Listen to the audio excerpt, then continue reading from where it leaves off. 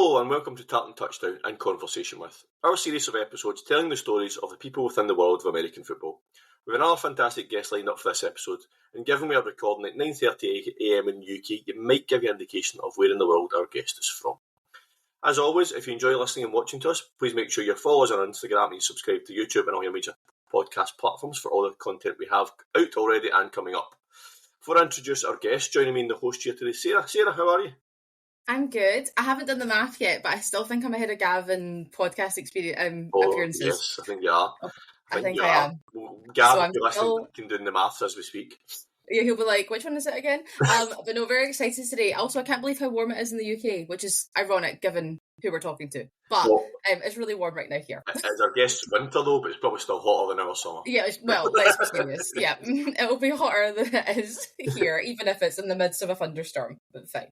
So getting to our guest. So our guest today joins us from the wonderful state of Victoria, Australia, although she currently calls Winfield, Kansas and Southwestern College her home. Welcome to Tartan Touchdown, Olivia Manfre. How are you? I'm good. How are you guys? Thank you so much for having me. No, thank you. We've been chatting to you for a wee while, kind of off here, trying to get this all arranged, obviously, as we'll come to, based in the States at the moment. And so now we've got you back home and we've got you on. It's delighted to have you here. Thank you. But yes, as you said, Sarah, I cannot relate. It has been a very cold day in Melbourne today, so must be very nice for you guys. Can I ask how cold though? Probably, I don't even know the number, but I was outside playing and it was, I would say, maybe 10 degrees, but it was windy. It was very chill wind. Okay, maybe that is quite cold then. Fine. Okay, I'll give you that. No, I'll digress slightly. No matter when I talk to anyone from Australia, I always tell this story, so I have to do it, Olivia. Oh, here we go again. Right. I visited Sydney. We spoke about it offline many years ago. It was your winter, the UK summer, so I'm walking about in Sydney with jeans and a short sleeve t-shirt on, and everybody around me is wearing big furry hats, big welly coats, and I'm like, what is going on here? And it was the coldest day Sydney had seen for 9 years or something like that, and it was 9 degrees. I'm like, that's the coldest day you've had in 9 years. That's a spring day in Scotland. Oh yeah, the Kathmandu, the puffer jackets, they're always on when it gets to this time of year. But what's the coldest it's ever been for you that you can remember? We've hit -9s, 10s, 11s. Okay. Yeah, it's pretty cold. It's been a lot colder in Scotland, but kind of where we are in the central belt, we don't get the worst of it. But yeah, -9, -10 is probably the worst I've seen. Yeah, well, being in Kansas and experiencing an American winter, I've now can feel your pain. I think I remember the coldest temperature that I screenshotted on my phone and I sent to all my friends and family home. It was -27 Celsius. Oh. It was crazy. Like, never experienced anything like it. It was insane. Yeah, you get that, and then you get the wind chill factor as well, which makes it even worse. Yeah, it's not. Wouldn't be my choice of place to live, but you've got a good reason for being there, as we'll come to. Yeah, of course. For those that are listening or watching to In Conversation With for the first time, we aim to take you through, I guess, life from the early years of playing sport right through to the present day. So, Olivia, that's how we're going to conduct this one today. So, to get started, thinking away back, I say thinking away back, you are only 21, so you've not got far to think back as I would. In childhood, what kind of sports did you kind of start playing initially? I've played sport ever since I can remember. I think as a kid, I played a mix of like soccer, basketball, tennis. I played so many sports and I loved it. Actually, at my work, like our motto is like sport is in our blood, and literally, I believe it. Sport is in my blood. But yeah, like when people ask, like my main sport that I played growing up, I definitely say like AFL, Aussie Rules, Australian football. And then transition more recently into flag, which is pretty cool. And now doing both. So what age would you be when you first picked up a footy then? Funny story, but I got my first membership for the team that I barracked for, so Essendon, when I was born. That was my present from my auntie, was a membership. So I was probably had a footy in my hands forever, but I always grew up watching my brother. When I was at a young age, I didn't really have the opportunity, like it just wasn't available for girls. So I watched my brother growing up. I obviously went to the footy every weekend with my family. But the first game that I played, I was probably maybe 12, 13 years old. And I would have started playing in school. And then eventually when like the AFLW or the major women's league started up, that's when my pathway started to take off. And so it was really cool because I had something to look up to and to look forward to and to drive towards, which was really special. Yeah, so as we mentioned before, we did do a good bit of research on you in terms of your career with the footy. So if I got this right, you played for East Keilor and then Greenvale and then Keilor as well. So you say your ages that you went through, the kind of development programme stuff like that, it looks around about 2021 is really when you had your kind of breakout year, 23 goals in 16 games, which is a great return. How did your career, before we get to where you went to after, how did your career develop through those teams and kind of local level? I cannot believe that you found my East Keilor stats. That is so funny. Like when I was playing for East Keilor, there wasn't many women's leagues. That was my best bet. I was probably 15, 14. I don't know. You could probably find my age, how old I was, but I was playing. I have open tier this segment, so. I found the website is all your footy stats all the way back to East Keilor. So 2016, it's got your first stats. I don't know whether that's when you first started playing or when that's the stats started. So I was 13 in 2016. I was 13, and I believe I was playing in the under 18. So that kind of shows that the leagues weren't really available. I was playing girls that were probably double my size, double my height. But yeah, and then eventually East Keilor folded, unfortunately. So I went to Greenvale, which is my brother's club, and I played there for 3 or 4 years. And that's where I started to get noticed. We had representative teams. So my league was the EDFL, or the Essendon District. And so I represented them. And then also moved into Calder Cannons. And once I hit Calder, it's also when I moved to Keilor. More from a performance side of things, I knew that I was going to get better by moving to Keilor. And so we ended up winning 2 or 3 flags back to back to back. And I was playing in the under 18s and then into seniors as a youngie.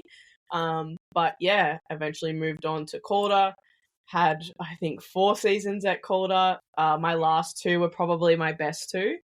And yeah, fell in love with the game and got noticed by Essendon in the VFL, and that was a huge opportunity for me. I think wearing my first Essendon Guernsey as a Bombers supporter, like you can just imagine, it's a childhood dream. And I kicked a goal on debut. It was a snap from the boundary. Again, I don't know how many people understand that terminology, but I have that on film, and it's something that I won't ever forget. And yeah, it was really special.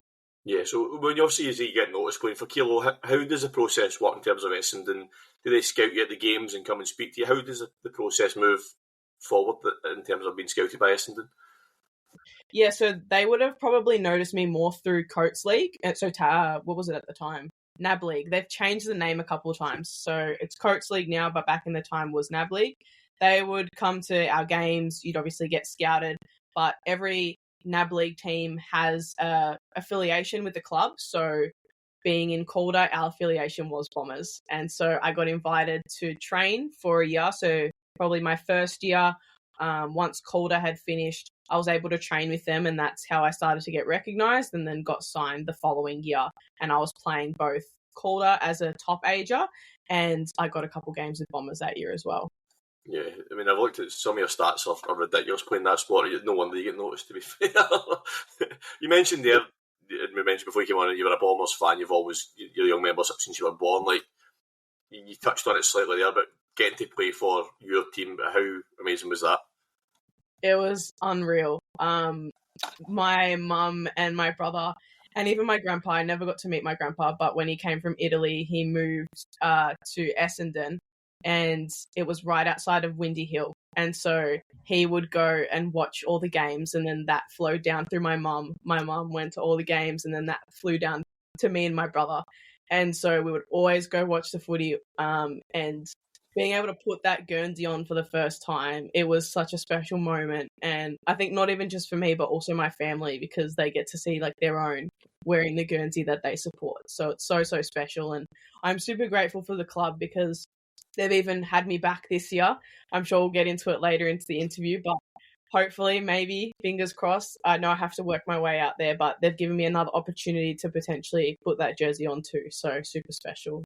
Yeah, we'll kind of touch back on it a wee bit later, because obviously you continued to play it as you developed through your new sport up until last year. But looking at your stats for it, I don't know whether you know this or not. Whether this is accurate or not, I don't know. But this is your career stats at 137 games played with 167 goals and best player 55 times. That's not bad going for someone at 21, to be fair.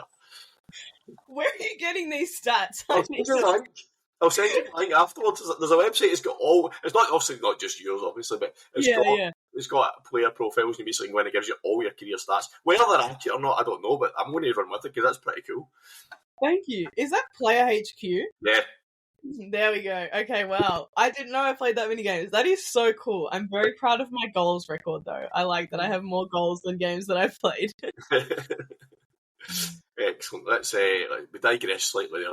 I apologise. So, from watching a wee video interview that you done in terms of it was with Talent Lock, you kind of give an enough idea of your story of how you got to where you are. So, I believe it was at the end of the 2022 season, you were kind of looking for a sport to kind of keep yourself fit in the off season. How did you come across American football then? How did that cross came about? Literally social media. An ad popped up on my Instagram and I looked into it and I was like, oh, this seems cool. Obviously, I'd heard of American football before, but I didn't realise it was a thing in Australia. So the Northern Raiders, they had a session opening and I was one of the only girls that turned up. There was 2 other girls at the time who played in the tackle team. They represented Australia a few times, but unfortunately, there's no Victorian women's team. We just don't have enough, which is really sad. So I played with the under-19 boys. I definitely copped a few hits that hurt. It was very funny. There's some photos floating around of me lining up next to them, and you can pick. I stick out like a sore thumb because I'm just absolutely tiny. But yeah, it was an unreal experience. Obviously, fell in love with the sport, but couldn't continue to play because I aged out, and that's where flag came along and kind of absolutely changed my life. Yeah, I mean, obviously playing AFL, you'll have been used to taking some hits, I'm assuming, but maybe not as hard a hits as you maybe took playing for the under-19 boys. Yeah, different type of hits, but it made me tougher, and I'm all better for it. Yeah. So as you mentioned there, you aged out from playing the under-19s boys, and you then were you already aware of flag, having been in the kind of under-19s team? Were you aware of flag, or was flag something new that popped up to you when you aged out? Yeah, it popped up when I aged out. I didn't really know it was a thing, and when they talked about flag and they were having this like national championships back in 2022, I looked it up, and the first game I watched was Mexico versus USA at the World Games, and I vividly remember it. I was like, I think I'm going to like this sport. I think I will. And so I trained a bunch for the Victorian team, but the first time that I actually played flag football was at the national championships, which is really, really funny. Yeah. That's crazy. So, obviously, you couldn't have picked a better game to watch to get you into the sport, to be fair, USA against Mexico, number 1 and number 2 in the world. Yeah. So was it the Australian National Championships, was that when you first played? So you trained with Victoria, then you got to the National Championships, and that's when you first started playing? Yeah, so we don't call it the full nationals because there was only, I think, 4 states there, but it happened. It was one of the nationals. It was down in Sydney, and Victoria came second, which was pretty cool. We lost to Queensland, but they're the reigning champs. They're the best in the country. Like, I love those girls. They're so, so good. But yeah, that was the first time that I ever played flag, and I loved it. I'm pretty sure my first play of the game, I got an intercept. And so I was on for the get-go. And yeah, just had so much fun and obviously made so many connections and friends through flag as well. Yeah. So you score a goal in your footy debut and you get an interception on your flag football debut. This is going well. Let's hope this continues as we go along. In the UK, it's like, obviously in the UK we have the GB team. That's kind of, we don't have regional teams in the UK as such. You have your kind of local team. So for you, how did it feel like representing basically your state team, playing for Victoria? It's your first time playing this sport and you're playing for your state at a national championships. How did that feel for you? Yeah, obviously it's a little bit nerve-wracking, but coming from football, I think that prepared me so well. The professionalism of AFL down in Victoria, no other state is like it, and so physically I believed I was ready to go. Obviously I learnt a lot of the skills transferred from tackle, but again, it's a different game, so I kind of just relied on my footy instincts and it worked out for the better.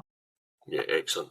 If we move forward slightly to 2023, the game has obviously grown in Australia, especially on the women's side of it as well. You're seeing that growth. You mentioned the tackle there's not that much, but the flag started to grow massively, and in 2023 we've seen the first ever Australian women's national team. You were part of that first initial squad. How did, talk us through the kind of process of getting into the national team and that, but to be part of that first ever national team, that must have been pretty amazing. I was so excited when I got the call. So pretty much it was after nationals, the head coach at the time, so Paul Monero, who's someone that I'm still in contact with today. I remember him calling me, and he introduced himself on the phone, and I just froze. And I think I was in the car with my mum, and I was like, it's Paul. And yeah, I was so excited. And yeah, I like to think of representing Australia at the Asia Oceania Championships. That was probably one of my highlights of my life so far.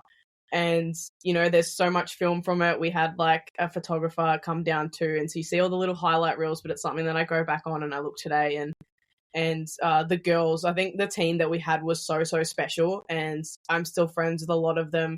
I have contacts all around Australia now. And that is just, it's something that is really hard to describe, but it meant everything to me. And I'm just super proud to be part of that. And we came home with a silver medal, and we had never, ever met each other before. We did one training session together the week before we flew out. We had 3 days of training camp, and then we came up and we absolutely dominated. Obviously, Japan, all hail Japan, they did amazing, but I think we were more excited than Japan. There's videos floating around where it was the championship game. You see us, we had lost. We were jumping up and down. We're jumping in circles. We were just so happy and so proud, and it's something that I'll never forget. Yeah, I mean, it's also an honour to represent your country, but you can always say, I played in the first ever Australian women's national team. There's only a small group of us that are ever going to be able to say that, so as a source of massive pride for you. You mentioned there that the games, the Asia Oceania Games in 2023, obviously mentioned the silver medal. I was going to break down the tournament, but you've told us you got a silver medal, so we don't have to do that now. But ultimately, you did start off, you played Japan in the group stage, and it's a team that we'll come back and visit as we go through this story. But getting to the final in your first ever tournament and getting that silver medal and coming up against a team like Japan, who are quite an established team, it must have been, as a tournament that you mentioned there yourself, you a couple of training sessions before you started, 3-day camp, and then suddenly you're playing in a continental tournament, which is just crazy to think about. Do you feel that as the tournament progressed, did you see yourself developing as a team from that? So you played the first game against Japan, was it 33-0 loss for your first game, and then you've moved on throughout the tournament and picked up a couple of wins and got to the final. But thinking back on it now, can you see the growth of the team within the tournament itself? 100%. I'm going to take your word for it that we played Japan the first, because I don't remember. All I know is, personally, I had a terrible game against Japan. I dropped so many balls, so many catches. But then once I had my first one, I was on a roll. But yeah, 100%. I think the more connection that we got, we were spending all day, every day together. We play 2 or 3 times a day. It just grew from there. And once we had that trust in each other and that belief, 100%, it just took us to the next level. And when we versed Japan again, we actually scored on them. I think the scores were 40-something to 20-something. So it showed that we improved. And yeah, absolutely, 100%. Yeah, so the final was 47-29 in the final, so that's a big difference from 33-0 in the group stage. So I don't know why you played Japan first. I meant to say you played them in the group stage and you lost it to them in the group stage. That was the only loss you had in the group stage, is what I meant to say. But yeah, you say 33-0 in the group stage to then 47-29, so putting up effectively 4 touchdowns against them in the final is a massive difference from a group stage. So yeah, I mean, from the first ever tournament you split in to get a second place, that's a not bad place to start as a national team, is it? Yeah, I know, you can't really complain about that. It's pretty good. We're happy with that. So what we'll do now is we'll shift the topic slightly back to your own personal journey, because we're kind of trying to do this in chronological order. So as I mentioned at the start, you are currently a student athlete at Southwestern College in Kansas. Take us back to the process of how the kind of potential for you to get a scholarship there came about, and kind of what is the timeline from that first conversation till deciding to commit at Southwestern? Yeah, so pretty much once I'd finished up the tournament at Asia Oceania, the men's head coach at the time, Jamie Stafford, he's like, oh, what are your thoughts on playing in college? And I was like, yeah, sure. I didn't really think much of it. I thought, oh yeah, it sounds cool, but I don't know if that's actually going to happen. And sure enough, he clipped up my film and he sent it out to a bunch of schools.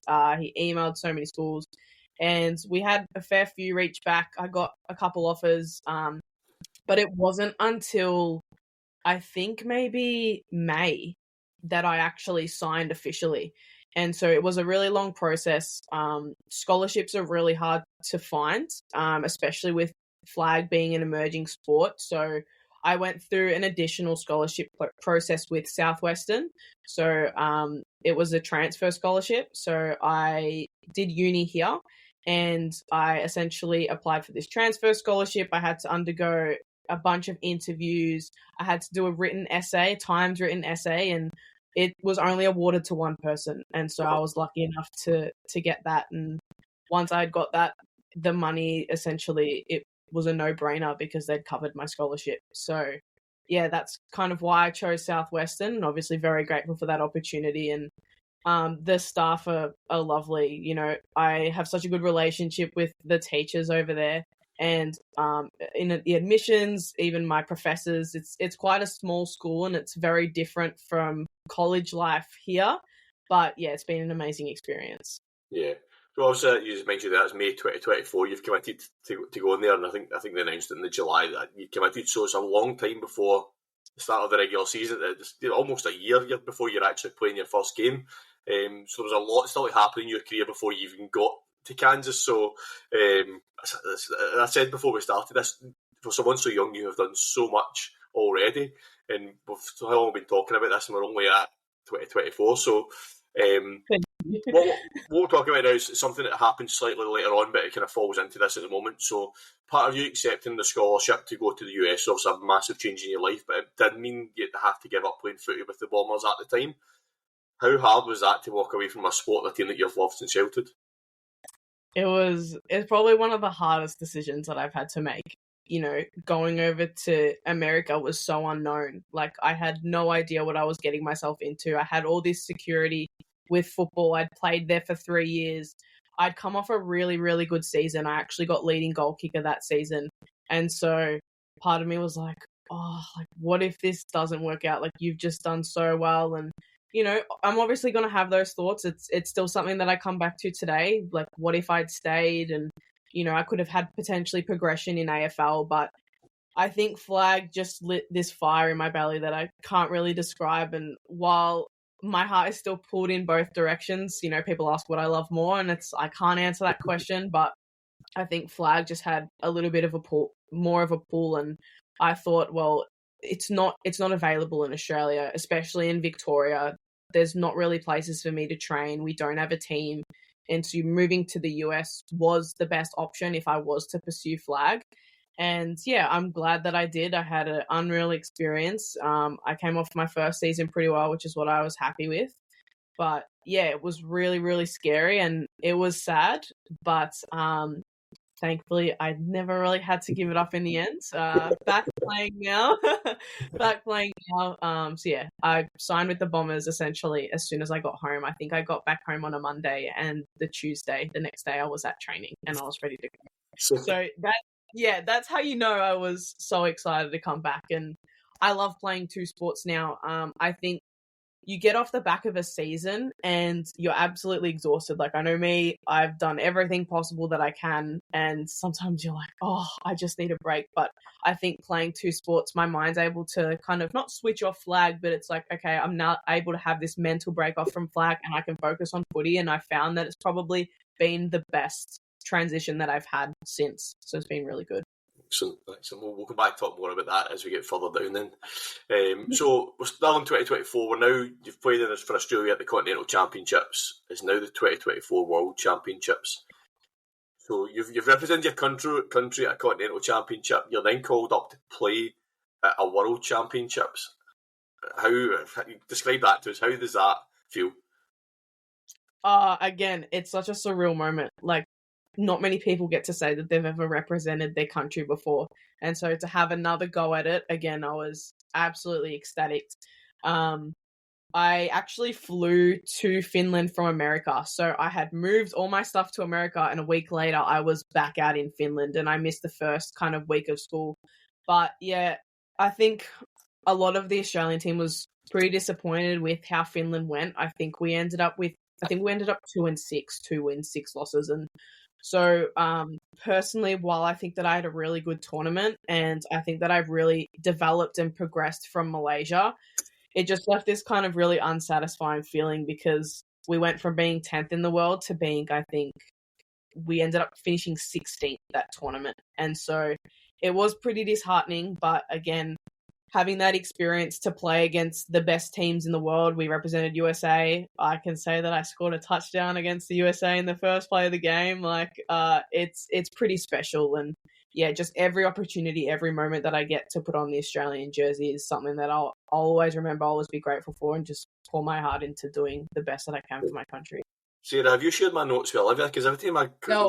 every time she says something, I'm just about to talk about that. So you mentioned there, it's good though. Yeah, it's excellent. It means that I've had. So you mentioned there, like I'll put it up a bit higher than you did there. So you're playing against the USA, the best team in the world. Everybody knows that the USA are.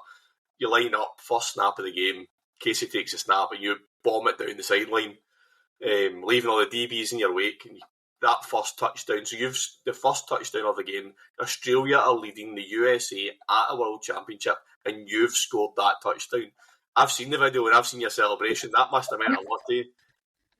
Yeah, there's photos, there's videos. I think Andy Keith, massive shout out to him. He got the moment that I had celebrated, and again, so special. You see how excited I am and the way that my teammates get around me too. It not just meant something to me, it meant something to everyone. Like, we were able to say, hey, just for a small moment in time, we bet the USA, but we actually scored against them because not many teams do. But we were all so happy, and it was, again, such a special moment, and another one for the history books. But yeah, I love Casey Cubis, so massive shout out to her. Obviously miss playing with her, but yeah, it was so good, so special. Yeah. So in the tournament, you finished in the group stage 2-2 because you got a victory over Sweden and Ireland. You played Ireland in the first game, you defeated them, and then you defeated the USA and France. And you mentioned there he's went into the playoffs and then ultimately finishing 16th, which you said was you were 10th before, dropped to 16th. Reflecting on that now, can you think back and not what you could have done better, because that's not a very obvious answer, but is there something you feel you could pin on the fact that it didn't go as successfully as you wanted it to? Yeah, I think that there's a lot of things that we're always going to think of, what if we did this, what if we did that. I think preparation was a big one.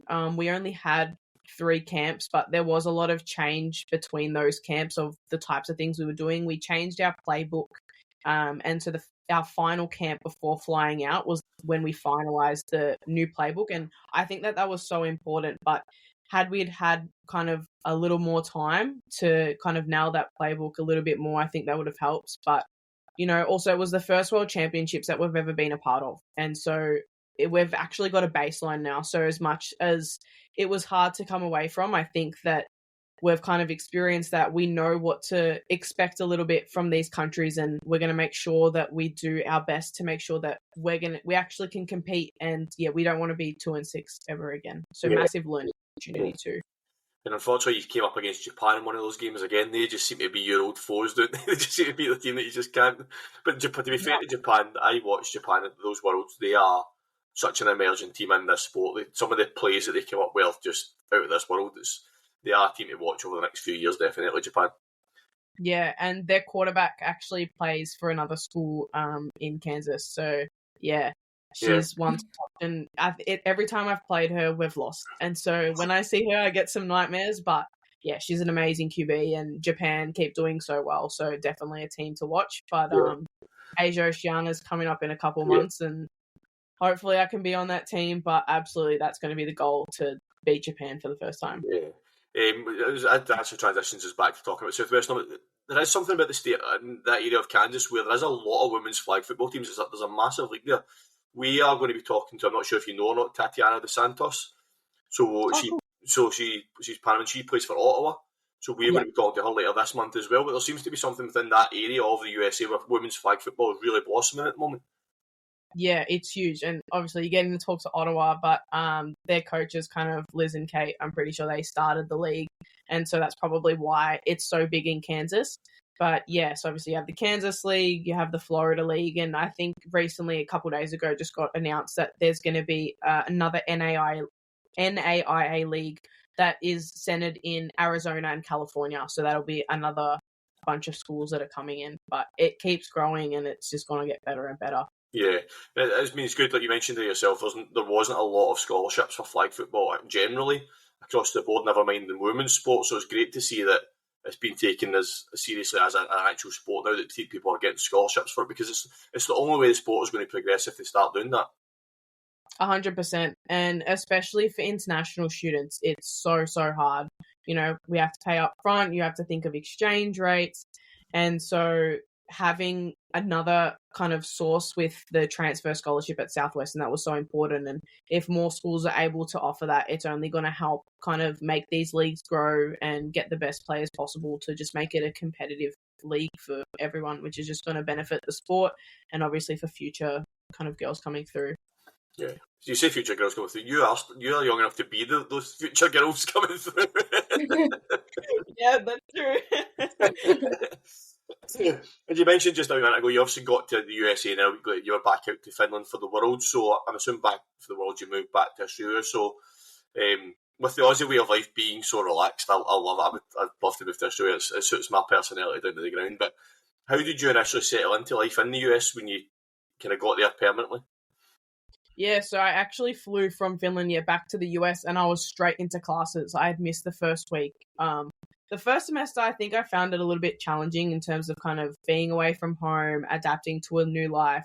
I think the second semester, I definitely found my feet a little bit more. But yeah, college life, it's crazy. Especially for me, I decided to do a health degree because, I don't know, I'm crazy. So I did a little bit more of a challenging one, but kind of what it would look like was I would have gym in the morning. So from about, I don't know, 6 till 7:30 or 6:30 to 7:30, I'd have gym. Then if I had time, I'd go back to my room and shower. Otherwise, I have to go straight to class from about 8 till kind of 12. Then I have lunch, then I have another class, and then it's practice. And that's pretty much every day. So it's very full on. I think having the professional background from footy definitely helps. Obviously, training load wise, my body wasn't used to it. I was pretty sore getting to Thursday, Friday, because we don't really train every day, but America, that's common. So credit to them that they're able to do it. But yeah, it was a little bit of a challenge, but I think once I found my feet, found the routine, and obviously developed a good group of friends, which I'm hoping to stay in contact with, because, you know, they're kind of transferring out everywhere, which is a little bit sad. But yeah, found my feet. And then second semester was when the season started. And so it was actually pretty good. I'm glad that our season started in the fall. I think it's fall, not the spring, because it kind of enabled me to get used to life, of what it looks like. And then eventually, move on into season, which again is even more hectic because we would play 2 times a week. So there's some days where during the week I'd have to go from classes, then we get on a bus. The bus ride can be anywhere from like 1 hour to like 3 or 4 hours, go and play, come back home, and then next morning we do it again. And that was twice a week. So it was crazy, but again, another experience that is only going to help me learn and grow as an athlete and a person. So as you mentioned, the regular season was kind of around about March time it started, looking at the fixtures. And that's when I can tell you I didn't go into the troves of the internet to get these stats from your team's own website. So he's finished across the regular season as a 6-6 record he's had across the season, and then it was the Kansas Collegiate Athletics Championship where lost to William Woods kind of gave us that 6-6 record. I know there was another tournament after that, but just generally on that regular season, how do you feel that first season went? Yeah, I think coming off from what I've heard, coming off the back of last year, it was a better record. Again, it was really cool. I think there was a little bit of a changeover in the personnel, so we kind of had to find our feet again.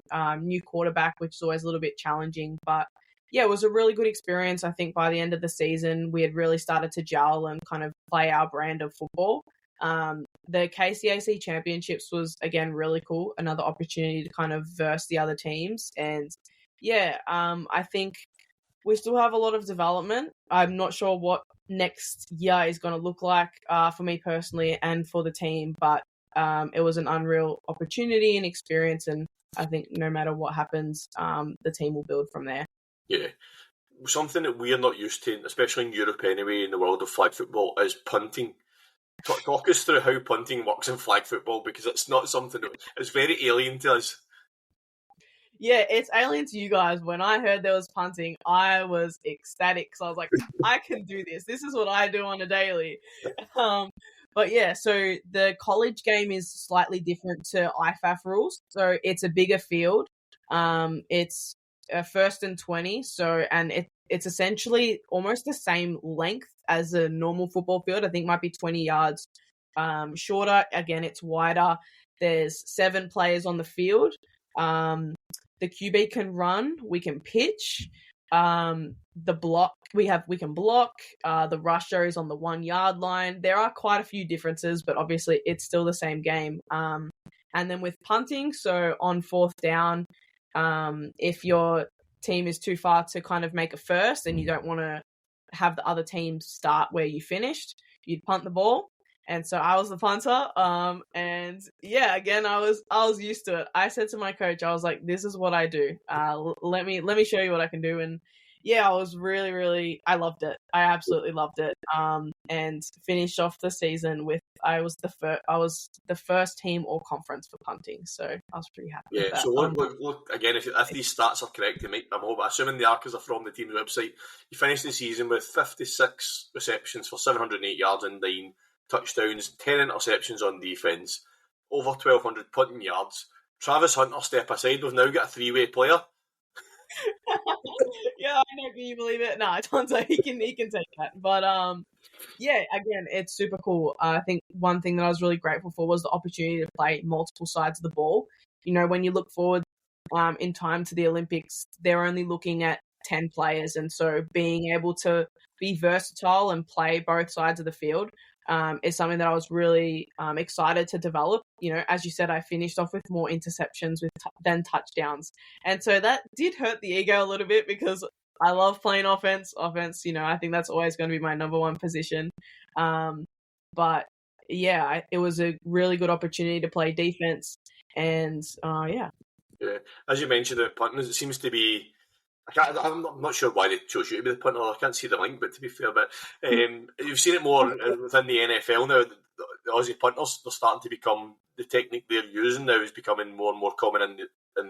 Because with punting in the NFL, obviously you do need to get a certain spot, whereas with Aussie rules, you literally need to kick it to someone standing in a specific spot. So you can see why a lot of the Australians are now transitioning into NFL as punters, because the accuracy they've got is unbelievable. And it's something that we've grown up with. I brought a footy up to America, and I would always use it in the warm-up before practice. So one of my teammates would catch it for me. She never kicked it. She didn't want to kick it back, but she'd throw it back. Big shout out to her. But yeah, they've never done it before, and they don't really understand the technicality of it, whereas we're kicking from the age that we can walk. Like, again, we grow up with it, and so it's really cool that Aussies get an opportunity to, you know, go through those pathways and eventually end up in the NFL, which is really exciting. I don't know how that will go with flag. Obviously IFAF rules don't allow it, but I can say that I was an All-American punter, so I'll take it. Yeah, you did get a few awards at the end of last season for all your performances. So for yourself personally, obviously you mentioned the team's performance, but for you personally, how would you reflect on your first season in at Southwestern? Yeah, I was pretty happy with my performance. I think one thing that I'm always looking to do is be more consistent, so that's going to be a goal of mine in whatever sport I play or whatever comes next. But yeah, I was really, really proud, obviously, coming home with the first team all punter or special teams. I came home with second team all defense. I got an honorable mention from wide receiver, and then within kind of the school, we have our own awards. I got best individual performance, and that was across men's and women's programs. So yeah, I came home with a lot of accolades. Obviously, they're not anything. It's obviously good to get recognized and helps with stuff. But yeah, all my goals are going to be to develop and just become the best athlete that I can be, and to obviously represent my country and be a better athlete for my country. And you're doing all that on top of doing very well with your health degree as well, going by the numbers that the college is putting up. Yes, it's a struggle, but I just want to try and do the best that I can in everything and give it 100%. So why not? Excellent. Sarah, over to you. Perfect. Thanks so much. So we, especially when we're talking to kind of young female athletes in particular, I like to take kind of a moment just to kind of focus on like the female, like the aspect of being a female in any kind of competitive sport.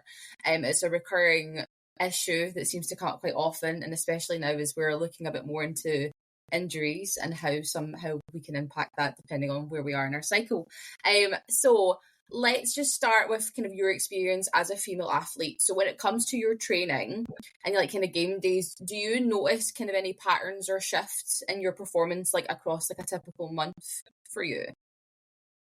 Yeah, absolutely. I think that it does vary, and especially with kind of the menstrual cycle and stuff, but I do like to try and have a routine with what I do and just kind of control the controllables and help me get grounded. But yeah, absolutely. Whether that's in the gym, I notice, oh, I can't lift as heavy this week, or, I really struggled running. And yeah, it is a massive thing, but hopefully we can get some more research because I think that it's absolutely important. And you mentioned injuries as well.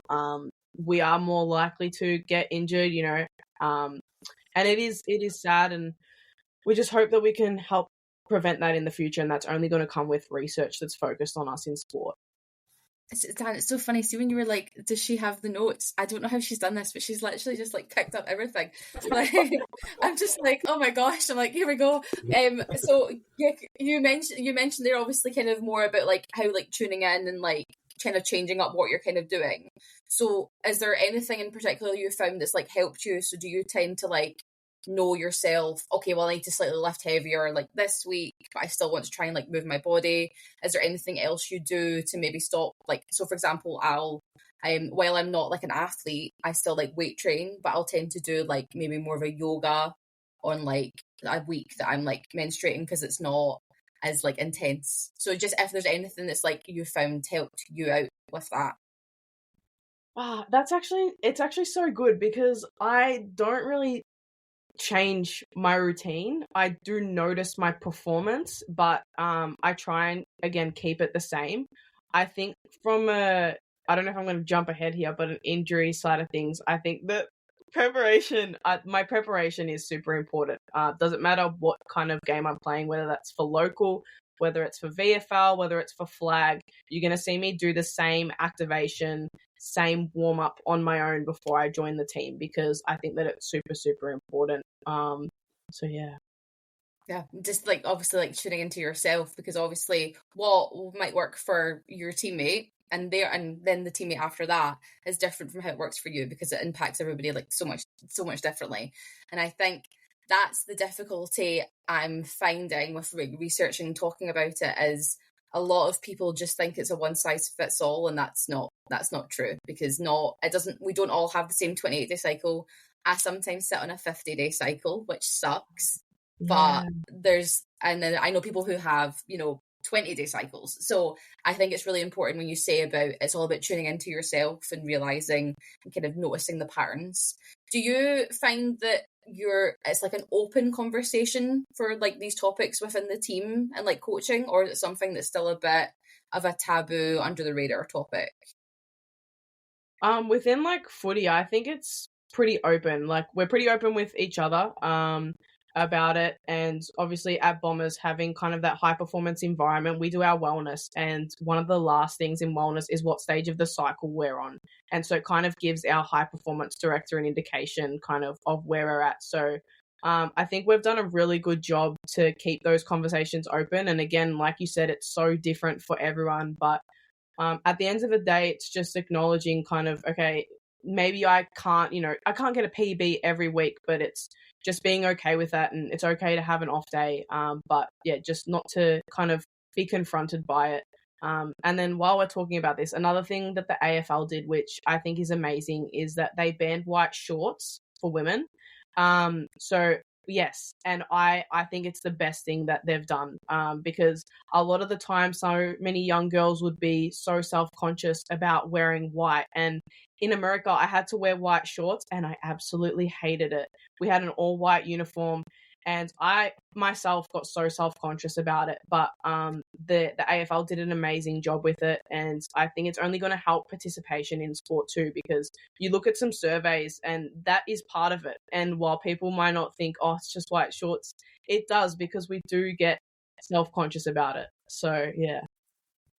Yeah, like there was a conversation about how like women's like soccer players didn't want to wear white shorts, and a lot of men's were coming, like having a bit of an up arms, being like, why do they want to wear white shorts? It's just the uniform, it's this, it's that, and it's like, you don't understand. And it's then it has an impact on how you play psychologically, because you're not thinking of the game, you're thinking of, oh my god, I'm on a national platform or whatever it is that you're on, there's cameras, there's everybody watching me, especially with the age of the internet. Yeah. And people are mean. People are mean. 100%. Yeah. So yeah. But that's really positive to hear about footy, because I mean, if we could implement that everywhere, I think we'd be a much happier time. In terms of, you obviously touched upon like injuries, in particular ACL injuries, which obviously tend to impact women at higher rates comparatively when we're on our cycle, because we don't produce the same amount of collagen and everything else. Is this something that's like kind of discussed? I take it as probably in footy they talk about it quite a lot, and just being careful. Yeah, 100%. And I touched on the preparation part too. So prior to the game, we jump land.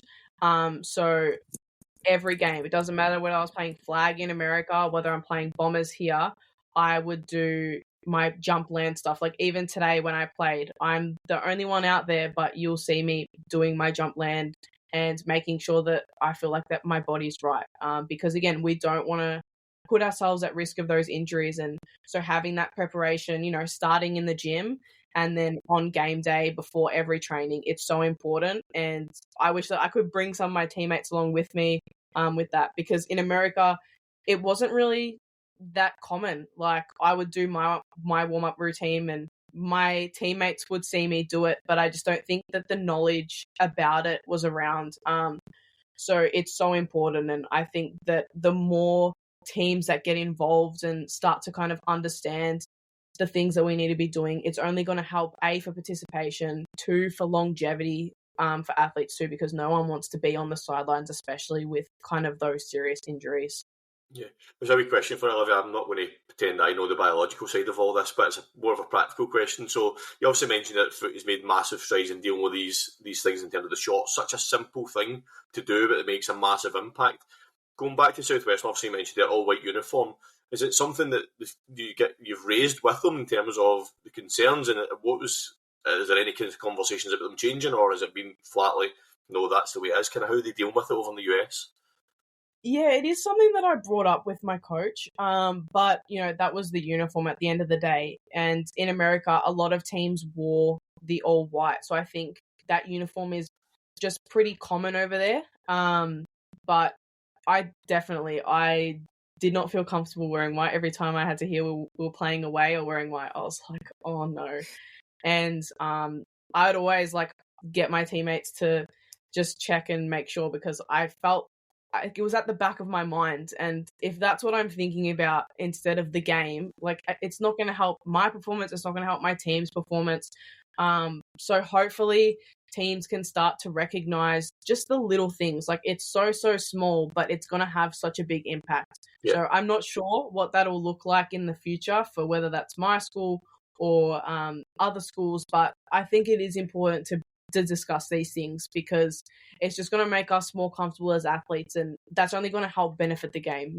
We can get another color away uniform, but it's really important. Yeah, I mean, obviously the colours are just purple shorts. You're not asking to redesign a whole uniform. You're like, just let's have purple shorts. It's such a simple change that can be made. I can't remember who we had. I don't know if it was Sarah, a female guest we had before. It's like you mentioned it there yourself. Like, as a male athlete, all they have to worry about is running onto the field. They once they're on that field, they have nothing to worry about. You mentioned yourself there. If you're wearing that white uniform, there's so much other stuff that you can't really lock in 100% on what you should be doing, because there's so many other things. Like, as a male, I do try to understand this as much as I possibly can, but I just can't comprehend that how a female has to think about all those things on a field. I just don't understand why as a school or as a team, you wouldn't want to make things as easy as possible for, because at the end of the day, the team wants to succeed. So if they want to succeed, they need you 100% locked in. So just give me purple shorts. I don't see what the issue is here.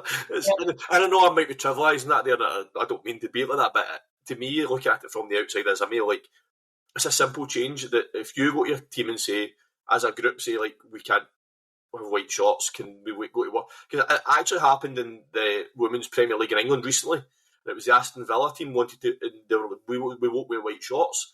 And there was such a fight. And I'm just like, why is it a fight? Why do you have to have a fight about a colour of shorts? I just don't get it. And I do try my best to understand it, but I'm very practical, thinking, like, why can't you just help these women with a simple solution?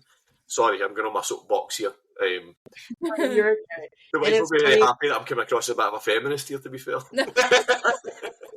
So I love it. You go. It's funny because I have a story about this, but it was my first time that I had worn the white uniform, and it was at a tournament that we were playing at. And I was foam rolling, and it had been raining, and I was on the athletics track, which was red. And so I was foam rolling, and I didn't realize that it picked up. And so I did have like red stains on the back of my shorts. And I was like freaking out. I said, like, can we please get another pair of shorts from the car? Like, I was so self-conscious about it. And like, obviously I had female teammates with me, and it's like, Liv, like, it's okay. Like, it's okay. Like, don't worry. It doesn't look that obvious. But it had from the get-go. And that was right before my first game. And it hit me, and I was like, oh, these bloody white shorts. And so it did traumatize me for a little bit. But it's just a simple thing. And like you said, just change it to purple. It would just help everyone, and including me. I agree with you. And then we'll get back on her every time we talk about this. It's just nice. It's obviously Dan saying about how he doesn't want to like come off as like being on his soapbox, but it's always nice to just hear somebody from the other side like actually like understand and appreciate it, because not a lot of men get it or try even to comprehend the magnitude of it for somebody. So moving on from kind of obviously women specifically, let's talk about Athlete Confidential for a moment, which I think I was doing my research on it. What like an inspiring and important platform about mental health, in particular allowing athletes to like share their own stories surrounding mental health and just let it out that, you know, you don't have to do kind of go through these things alone. So what first drew you to being part of that community? Yeah, so I saw kind of the Athlete Confidential pop up on my Instagram, and it was at a time where I was struggling with sport a little bit and the mental health side of things. You know, you have things about selection, you have things about setbacks, and doubting yourself, and so it came at a really important time, and I started to go through their content, and I felt that it really resonated with me. Their motto is like human first, athlete second, and while sport is such a big part of my life, you know, I have to kind of make sure that I am putting myself first and making sure that I'm okay and with the mental side of things. And then there was kind of opportunities for ambassador applications to come up. And so I applied. It was kind of a pretty long process. I went through, there was a bunch of interview questions that we'd have to submit. And then I got through that stage. Then we needed to create a video. My video is coming soon, so I think in the next couple of weeks you might be seeing that on the socials.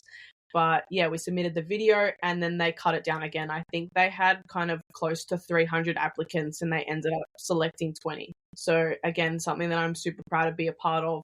And yeah, there is a lot of kind of stigma around mental health and sport. And, you know, I am kind of taking an approach to try and be more vulnerable about it because, you know, being an athlete, it is hard, but I think it's really, really important, and it's something that I'm really excited to be a part of and hope that other people can see the content and, you know, get the same response in helping them feel seen and that they're not alone in their journey. I know, for sure. And do you think there's like any particular practices or mindsets that you've adopted to like help you obviously kind of through your own journey of like mental health, like even coming out of a game, and like is there anything you do in particular to like help you kind of evaluate, I guess, and kind of move forward from even like a bad performance? Yeah, I think I do like to write down kind of and journal a little bit. So whether I'm doing that after the game, whether it's, you know, watching the film back and kind of writing that down. But I think it is really important for people to have their own routine, whatever that is. But yeah, also coming from a sporting sense, I think kind of switching between flag and footy has really helped, because it kind of stops me kind of overthinking, oh, what if I did this in flag? So having an outlet, whatever that is, it doesn't have to be doing a whole nother sport like me. It could be as simple as kind of, I don't know, picking up a hobby. But yeah, I think that's really important for everyone to kind of have their own routine, whatever that is. And do you even, I mean, obviously you are still so young, but do you think even in the short time, even though you've accumulated so much in the space you've been playing, do you think it's the mental health kind of conversations evolved? Do you think it's got better? Do you still think there's a bit of a stigma to like break down? Yeah, I definitely think it's evolved. I think it's probably more open in the women's space. I obviously can't touch on the men's space, but it is something that we talk about, particularly at Bombers. You know, when they're in camp, we do have kind of this opportunity to talk about that. And I think that within kind of the female game, there is a massive emphasis on belonging. And I actually heard this quote the other day, and I can't remember who said it to me, but for females to perform, they need to feel like they belong, and for like men to perform, for men to belong, they need to perform. I can't remember who said that to me the other day, but it was, yeah, I was like, oh my God, this is so true. But I think with everything, there's such a long way to go. So I think hopefully with more kind of brands like the Athlete Confidential popping up, it's only going to help athletes. And the mental health thing, it's such a big part of the game. You know, if you're cloudy going into the game, it's going to impact your performance. And, you know, even off the field, like I said, part of their motto is human first, athlete second. So yeah. Just a wee question, another question on this for me, Olivia. In terms of, you mentioned there, obviously footy are well advanced. They seem to be more advanced in a lot of sports in terms of mental health and the women's performance and stuff like that. If there's a couple of things that you could take from footy and implement it into the world of flag football from that side of the game, what sort of things, like, you're in a unique position where you're basically playing footy in Australia, but you're going to college in America. So if you could take something or a couple of points that you think, let's implement this in flag football to help female athletes first, and obviously we spoke about uniforms, so you can't use that as an answer. That's a cheat answer. But you could take something from footy to flag football in terms of the women's considerations, and from a mental health point of view, what one of each of those two things would you feel would translate and it would help athletes better? Yeah, I think when I compare kind of the two programs, if I look at kind of Bombers and I look at my time at Southwestern, I think that with Bombers, it's obviously a more developed program. We do have access to things like sports psychologists that will come in and speak to us. So like when we're in camp, we usually have a topic that we would talk about it. And so I think just bringing more awareness. Obviously, America's kind of real crazy about sports and performance, but I think the one thing that they could probably learn is to look at athletes from a holistic point of view. You know, medically, physically, they've kind of still got a long way to go from what I kind of think of. And then also kind of mentally. So having workshops, making people aware of those things, because it took me so many years to kind of understand it. Even though I had these workshops available, I think as I got older, I started to really understand it. And that would be kind of 3, 4, 5 times that I've heard the conversation. And then it was the 5th time that I actually understood it. So I think having things like, whether it's sports psychologists that are involved in the school, I think that will really help and just benefit athletes, especially in the college pathway too, because of how intense the schedule is. Well, that's really Dan's last question brings kind of a good one for me to kind of close this little segment on. So, and this is going to be difficult for you, so I'm sorry in advance. Okay. But if there was one thing that you wished younger female athletes were taught earlier, whether it was about their bodies, their health, or their mindset, what would you want it to be? Oh, that is such... You don't have to have one answer. We'll let you have a couple of answers if you have to. Yeah, I'll let you make a little point. But, just in particular, if there's one thing that you just wish they knew. Because I can tell you what mine is straight away. Yeah, go Like, for it. if that helps. Okay. So I, as I mentioned earlier, I'm slightly older than you. I'm only like 7 years older than you. But, and we spoke about this when we were speaking to the Team GB women with previously. For me, it's incredible how much kind of gym and weight training has evolved for women in particular. Like, I remember being 16 years old, and like, I'm a former dancer, which is kind of my sport background. I would never have stepped in a gym in my life, would never have known what to do. And the fact now I see young girls at 16, 17, 18 in the gym doing their thing, picking up their weights, training, strength training, training their knees, training like their quads, everything in particular. And that's the thing that I wish female athletes knew, is start early, get a program, go to the gym, lift your weights, eat your protein, eat properly. You have to eat to fuel yourself to be able to do it. And that's the one thing that I hope continues for forever now. But please, obviously, feel free to share yours. But that's mine, if that helps you with what I want. No, that's brilliant. And I again, completely agree with you. I had a bit of a different experience with it because when I was in high school, when I was in year 9, I transferred and I went to Maribyrnong Sports Academy. And so at my school, we actually did weight training during the day. And I'm having the experience of going to 2 high schools. I definitely was so grateful for my opportunity at Maribyrnong, because how many kids can say that they do strength training during school hours? Like, I would have 9 periods a week where I would be in the gym. And so that even helps when you're going into professional too, because you make an impression. They're like, oh, this girl knows how to lift. But yeah, 100% completely agree with you. And you kind of touched on what I'm about to say, because it came to my head, but I think nutrition, as a kind of young female athlete, I definitely had my fair share of hardships.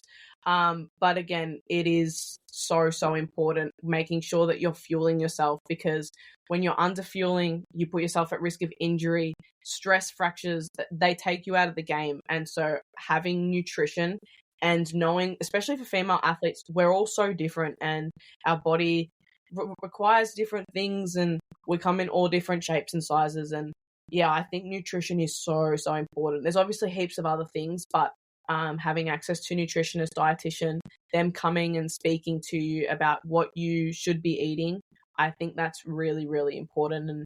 And from a Bombers standpoint, that we have that's really accessible. From an American standpoint in college, it wasn't really.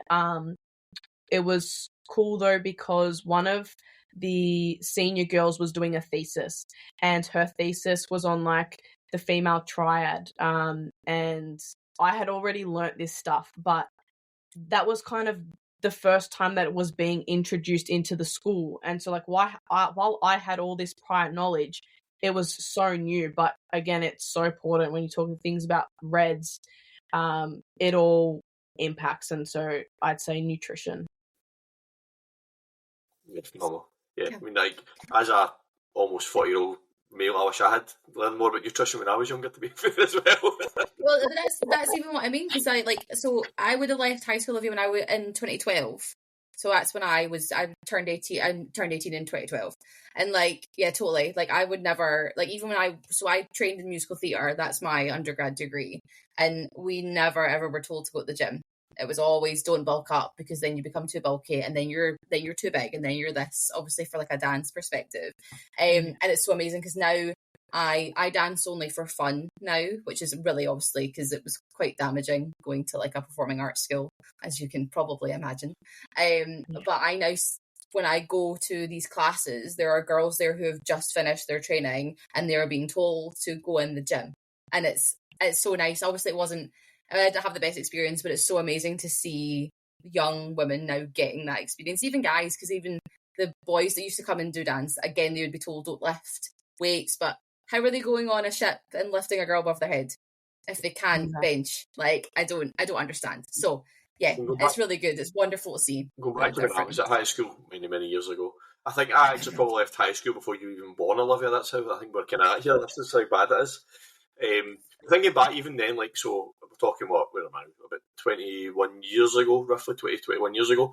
I think there was only maybe 2 or 3 guys at my age were going to the gym. Nobody wasn't something that was, as a young male, you were, or even, never mind female, but nobody really went to the gym. I mean, but now when you see, like, my daughter's 16 and she goes to the gym, her friends go to the gym, everybody at that age group now, it's cool to go to the gym. Do you know what I mean? Whereas when I was that age, you were more interested in playing football or hanging out with your mates or playing computer games, whereas now they do seem to see the importance of going to the gym at a young age, which is, for male and female perspective, it's great to see. Yeah, 100%. It's so good. Excellent. Let's move back to sports for a wee minute. Exactly. So we're now at June 2025. Thinking back now, that first Australian national women's team was only 2 years ago. That's crazy. I mean, it's absolutely crazy to think about it. But in a country, flag football struggles in a lot of countries in terms of where established sports are. In the UK, obviously, soccer's massive, rugby's massive. In Australia, you've obviously got footy, you've got rugby, you've got cricket. There's so many sports there, but the growth, we spoke to Kate Allman previously, we asked this exact same question. Flag football has exploded in Australia. It's just went stratospheric very, very quickly. What do you think that's down to? Oh, that's a brilliant question. Yeah, definitely agree. It's definitely grown. I think that there's been a lot of focus on trying to get young kids involved in the sport. So, Paul Monero, who's the head coach the last 2 years, his kind of company is now rolling out flag football programs in schools. And again, you need kind of these young kids to be grown up with it to help the sport grow. Coming from Victoria, I think that footy, like AFL, kind of, it takes majority of the kids, but when you look at kind of schools that are in New South Wales and Queensland who are kind of leading flag football in Australia, you can really see that growth. But kind of it doesn't take away from the transferable skills that come from different sports like footy, like rugby. So yeah, definitely been huge, and I think it's just getting that younger generation involved that's really helped. It's actually next week that the Rams have a clinic in Melbourne because there's going to be a game. And so I'm actually going to be working that. And so it's going to be really cool to see kind of young kids that are getting involved in the sport, and they're the future. So if we can kind of get them involved in the sport early and show them how good it is and how fun it is and, you know, what it can be and what you can look to in the future, I think it's really going to help continue to grow it. Yeah. What I love about flag football, generally, I previously played it as well, is that anybody can play flag football. Like, certain sports, you need to have a certain skill set or you need to have a certain mindset to go and play. Like AFL, for example, you need to have a certain physicality and a certain mindset and a skill set to play that. Whereas any kid could rock up and learn how to play flag football. That's what I love about the sport. Like, you don't have to be a certain physical build. As long as you can understand the fundamentals of the game, you can pick up the rest of it. Like, learning a playbook is difficult, but it's not impossible. Anybody could do it. Do you know what I mean? Which is what I love about flag, and which is why I think there's maybe some kids that maybe want to try certain sports. Maybe they don't have the ability to do it or the mindset to do it. What I think flag football is a great fallback for those kids that, okay, I want to be a footy player, but maybe I'm not good enough. Flag football, anybody can play it, and I think that's been massive to the growth of the game across the world as well. Yeah, 100%. Like, there's a position for everyone in flag, and having that inclusivity is so important in sports. You know, having that connection that we talked about earlier, it really helps when you feel like you belong to a team, and if you do, you're more likely to stay engaged and involved in the sport. Yeah. Yeah, well, I love it. I don't know if it's the same in the UK, in Australia, and the US, but in the UK we have 2 leagues. So there's a women's league, but there's also, it's not a men's league, it's a mixed league. So the women can play both the women's only league and in the mixed league as well, which is great as well. It's like, because it's not a contact sport, you mentioned it yourself, when you were playing under 19s, you're taking some big hits. Whereas in flag football, there is nothing to stop males and females playing the same sport at the same time because there's no physicality in it, there's no imbalance in terms of performance, I feel, and I think that's great to see as well for the sport. Yeah, for sure. In Queensland, they have a lot of our leagues, so I think it's probably the biggest there at the moment. There is a mixed league. I'm pretty sure they had a women's league at some point and then a men's league as well. So hopefully we can start to roll out those leagues kind of across the state. But yeah, it's Queensland and New South Wales that are kind of leading it. Yeah, Queensland are the reigning champions. They have got some team though, haven't they? Yeah, they're an unbeatable team. I love watching them play. I'd love to play for them someday. But yeah, I mean, they've won 3 years in a row, and they're kind of at the forefront of the game, and it's just something to give other states kind of something to look up to, and it's like, okay, this is how we want to play. So yeah, I mean, credit to them if they can keep it going. Yeah, and they also have a British head coach as well, I'm pretty sure, don't they? Pardon? I'm sure pretty sure. Oh, yeah, yeah. Oh, Liam. Liam, if you're listening, come and talk to us. We're actually, it's not actually like I do want to speak to Liam. I've not actually reached out to him yet, but if he might watch this and it might start a conversation, but yeah, I'd love to talk to Liam. So yeah, I mean, it's great to see that the sport is growing so much in Australia. So let's move back slightly to yourself then. So we're at 2025, you mentioned, we had a wee chat off and you mentioned it yourself earlier on, your next goal is the 2025 Asia Oceania Championships. That's your next focus you've got is getting to the national team for that. Hopefully that will then lead to Australia qualifying for the World Championships in 2026 because as we see with this sport, it's continentals to qualify for Worlds and then the next Worlds is the qualifiers for early 2028. This is the big one. So like your career is just starting in this game, like a couple of years in, you've already achieved so much. You mentioned there your pride at representing Australia at continentals, at Worlds. Has the thought of representing Australia at an Olympic Games entered your mind yet? Absolutely. Yeah, 100%. What question is that? No, for sure. It's a massive driver for me, and yeah, absolutely, it's something that I'm working towards. Obviously, there's a lot of steps in between, but I've loved sport for literally as long as I can remember. You know, as a kid, I was always playing with the boys at lunchtime, whether it was footy or whether it was soccer. I loved watching the sport, and I just have this feeling that sport is always going to be a part of my life, and I can't really explain it. It just is. And so to now have the opportunity to be part of a sport that is going to be at the Olympics, like, it's huge. It's so surreal, and I know it's going to take a lot of work to get there, but I know every decision I make is going to be working towards that, and you can't get any higher than the Olympics. It is the pinnacle of sport.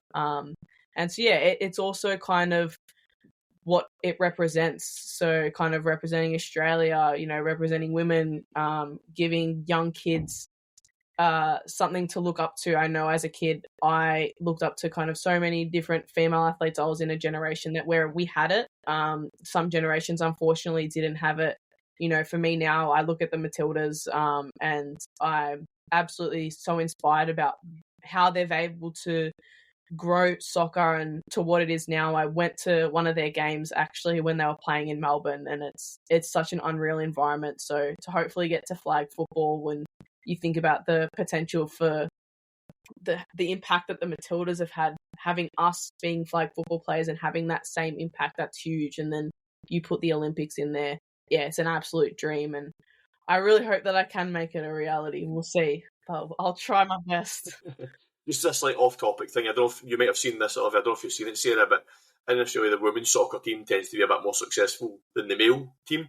And they've started, so the women are called the Matildas. They've started calling the male team the Male Tildas. As they can be the ones to have to catch up with the women. I get them up. I love that. That's very cool. I remember who said it. I remember reading it on Instagram last week. They started calling them the Male Tildas because they are. Yeah. As they should. I thought it was genius. I thought it was absolutely brilliant.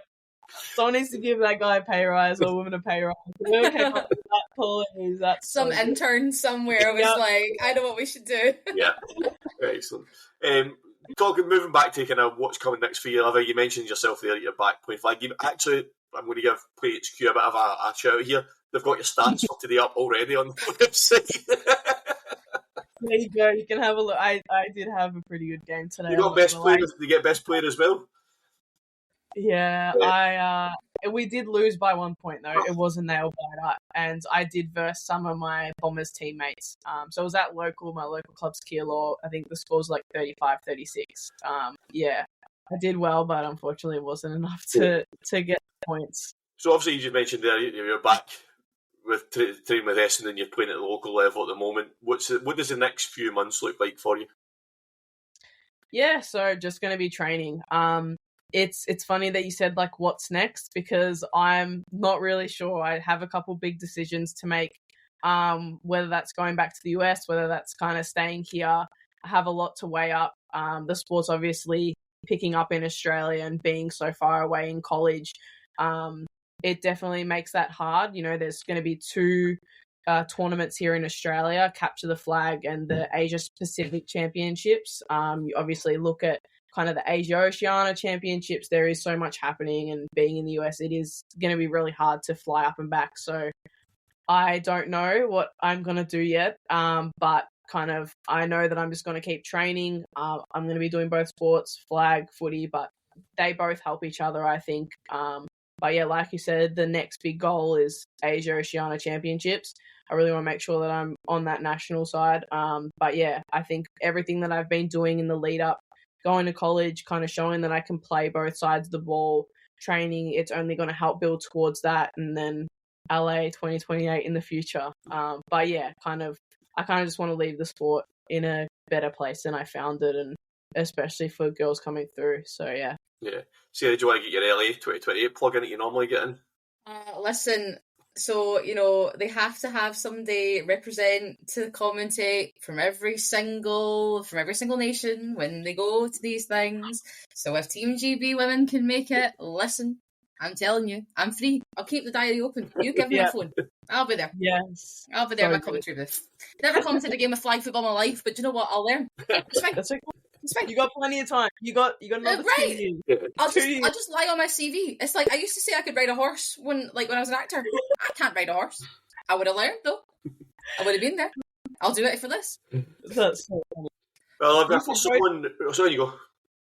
I was just going to say you should go to the European Championships. Oh, don't. Oh, yeah. Listen, Olivia, I'll tell you a secret, right? I am probably the busiest person. I just have so much crap going on. Like Dan's like, can you do this date? And I go, no. Can you do this date?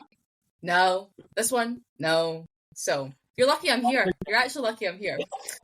Thank you for being here. You're so welcome. No problem. I did this for you. Yeah, I mean, the Euros and things like that is something we would love to do going forward. Me and Brian have got that podcasting experience, but as a podcast, we've only been going for 6 months. So stuff like that is a dream to go and cover those sort of things. We covered the GB Women's Finals Day. That was in Glasgow, so we managed to cover that. But those are things that we would love to go to Paris and cover the Euros, but I'll just say this out loud. If anybody's listening from that and wants to sponsor us, yeah, I can't make it, but these guys can. So you can send them instead. Tag them. Just send them below. If anybody wants to pay for us to go to the Asia Oceanic Championships to meet Olivia and come, I'll go to them too. We'll go there. When's that? When is that? What's the dates for that? Do you know, has it been announced yet, Olivia, when that is? I can't see anything on IFAF. I'm pretty sure it's in October. Yeah. Sometime in October. I can do that. I don't have a conference to go to. I don't have an expo to go to. I don't have a holiday. I'll be there. It's also my birthday in October. Great. Hey, birthday present. You get to work on your birthday. That's okay. I'll do it. I'll do it for this. It's fine. We'll go anywhere in the world to cover flag football as long as someone pays for it. Anywhere. Excellent. Anyway, we'll get back in the room. Olivia, just to wrap up, for someone that's so young, we've had so much to talk about in your career so far. And as I said earlier, this is only the beginning for you. We look forward to following you as these big milestone events come up over the next couple of years, and hopefully we can get you back on in the future, have a catch up and see where you're at that point as well. So thank you for joining us. I massively appreciate the opportunity for you to come on and share your story and tell us your side of things. That's so kind. Thank you. I've actually had such a good time. And I've absolutely loved being on the podcast. I love watching you guys and hearing you guys. So would love to do it again in the future. We certainly will. We've got that on recording now. You've committed to it, so we can pull that back up in the future. Come on, you can hold it against me. You said this on this date. Yes. Sarah, thank you for always joining me in the chair. No problem. This might be one of my favourites. I'm sorry to everybody else that I've done with before, but this might be one of my favourites. You are such an incredible young woman with such an impressive, you're so wise beyond your years. It's unbelievable. So I can't wait to see you continue in your journey with whatever sport takes you and anything beyond that. Because You're just Thank incredible. you so much. I appreciate that. Thank you. Well, I've really enjoyed, like, we made a joke about doing the research before, but I've really enjoyed looking at everything you've done and talking about it and stuff like that. I said to the guys last night, like, I obviously kind of taken my notes ready for this recording, and this is one of the hardest ones I had to do because there was so much to cover for someone so young. And we've interviewed people that are maybe a wee bit older than you, and they've obviously had a lot to do in their career so far. You've done that in such a short space of time. I'm like, there's a lot to talk about here for someone who's 21 years of age, but it's been an absolute pleasure having you on. We're delighted that you made the time to speak to us. No worries. Anytime. Like I said, anytime. I've loved it. And thank you so much for your kind words. I appreciate that. Thank you. For everyone that is watching or listening, thank you, and we appreciate all your support. Make sure you're following us on Instagram and you're subscribing us to on YouTube and all the major podcast platforms for what we've got coming up. We've got some big plans coming up over the next couple of months. Until next time, we'll see you soon.